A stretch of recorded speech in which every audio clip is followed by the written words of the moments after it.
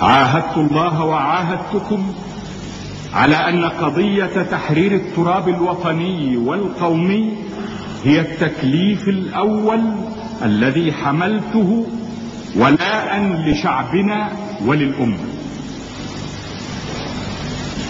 عاهدت الله وعاهدتكم على أني لن أدخر جهدا ولن أتردد دون تضحية مهما كلفتني في سبيل أن تصل الأمة إلى وضع تكون فيه قادرة على رفع إرادتها إلى مستوى أمانيها.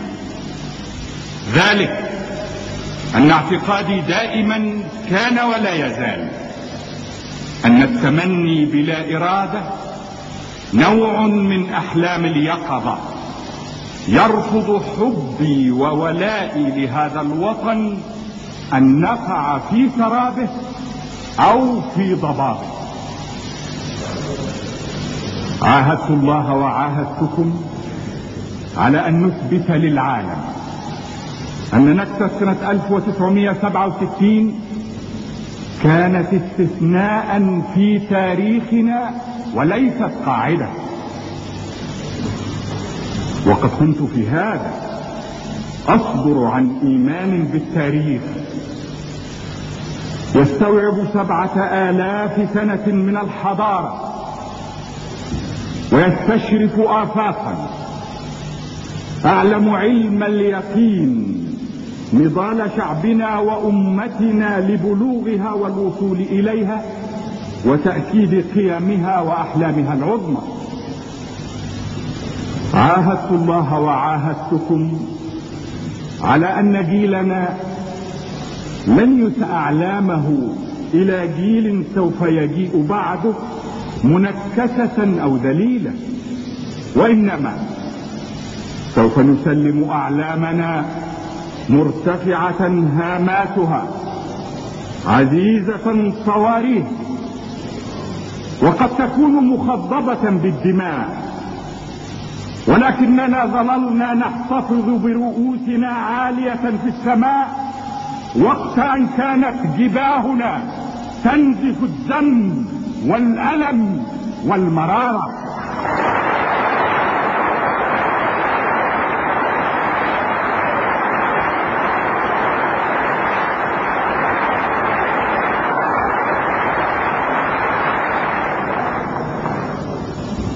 عاهدت الله وعاهدتكم على أن لا أتأخر عن لحظة أجدها ملائمة ولا أتقدم عنها، لا أغامر ولا أتلكأ، وكانت الحسابات مضنية والمسؤولية فادحة، لكنني أدركت كما قلت لكم وللأمة مرارا وتكرارا أن ذلك قدري وأنني حملته على يدي. عاهدت الله وعاهدتكم وحاولت مخلصا أن أفي بالوعد ملتمسا عون الله وطالبا.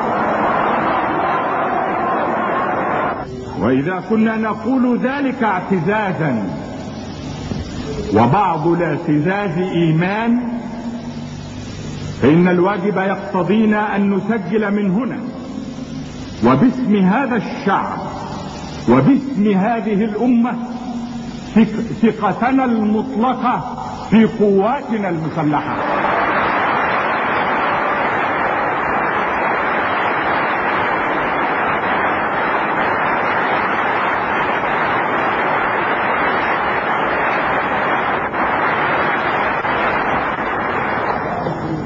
ثقتنا في قيادتها التي خططت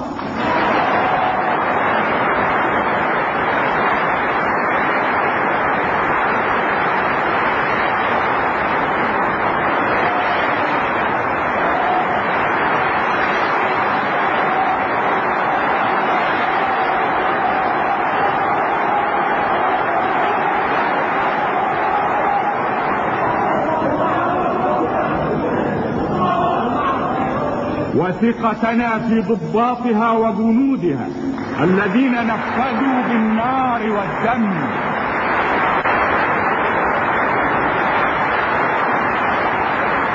ثقتنا في إيمان هذه القوات المسلحة، وثقتنا في علمها. ثقتنا في سلاح هذه القوات المسلحة، وثقتنا في قدرتها على استيعاب هذا السلاح. أقول باختصار أن هذا الوطن يستطيع أن يطمئن ويأمن بعد خوف أنه قد أصبح له درع وسيف.